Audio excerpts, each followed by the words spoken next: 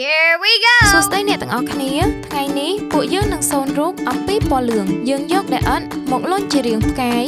រួចចោះប្រហោងតូចៗតាមជ្រុងនីមួយៗបន្ទាប់យើងធ្វើជើង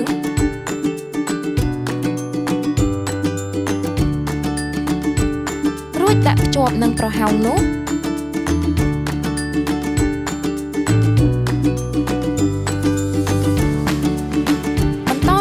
យើងធ្វើភ្នែកធ្វើមាត់ជាការស្រែង This is a yellow starfish. ពណ៌ទី2គឺពណ៌ស្វាយយើងយកដែលអិតមកលុញធ្វើជាខ្លួនរួចយើងធ្វើបន្លាខ្នងជាច្រើនហើយដាក់ដង្រៀបបន្តគ្នានៅលើខ្នង